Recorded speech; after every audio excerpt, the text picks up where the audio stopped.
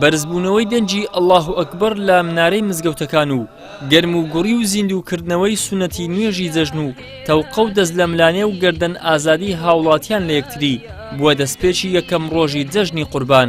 بەشێک لە هاوڵاتیانیش پەیامی جەژن ئاراستە یەکتر دەکەن و ئەم جەژنە بە هەل و دەرفەت دەزانن بۆ سەردانیکردنی یەکتر و بڵاوکردنەوەی ئاشتەوایی لا نێوانیاندا. ئومێدەواریشن ئەم جەژنە ببێتە مایەی خۆشی و خۆشگوزەرانی بۆ هەمووان. جێژن مای شادی و خۆشە بۆ ئێمەی مسلمانە. جێژنیان زۆر خۆشە بۆ حکمیەوەی خەڵکەکە تێکەڵ بووە پار ساڵ بەهۆی ئەو ڤایرۆسە کەس نەیتوانی دۆقە و جێژنانە بکە، بەس ئەم ساڵ جێژنێکی خۆش بوو لەگەڵ جێژنی ڕەمەزان. خۆی جێژن مەراسیمێکە بۆی کەسەکان سیلەی ڕەحم بەجێ بهێنن، سەردانی یەکتری بکەن بۆ ئەوەی سیلەی ڕەحمیان جێبەجێ بکەن و هەروەها ئەو کەسانی کەوا سیلەی ڕەحمیان پچاندە پێویستە سیلەی ڕەحم جێبەجێ بکەن و بەس لە فی سەبیلیلا گەردەن یەکتری ئازاد بکەن. جەژنی قوربان مایە شانازیە لە بۆ هەموو میلەتی کورد، چونکە ئێمە ئومەتی محەممەد المستەفا و لە هەموو خانەوادی خۆم پیرۆز دەکەم ئینشاءالله داوا لە مسلمانان دەکەم قوربانی بکەن، چونکە قوربانی سنەتێکی موەکەدی پێغەمبەر صلی الله عليه وسلم. جیاوازەکەی ئیلا ئەوەیە کە ئەو نەخۆشی و ئەو کۆڕۆنا و شتە لە ناو میلەتی کورد هەیە، ئینشاءالله خوای گەورە ئەوەش بەسەرماندا تێدەپەڕێنێت و دەڕواتن. ئەم جەژنە جیاواز لە ساڵانی ڕابردوو بربەستی کەرەنتین و کۆڕۆنا نەبووە ڕێگر لە بەردەم هاوڵاتیان بە جۆرێک باگەرم و گوڕیەوە لە کۆڵانەکان سەرقاڵی جەژنانە و بەسەرکردنەوەی دراوسێ و هاوڕێیانیانن.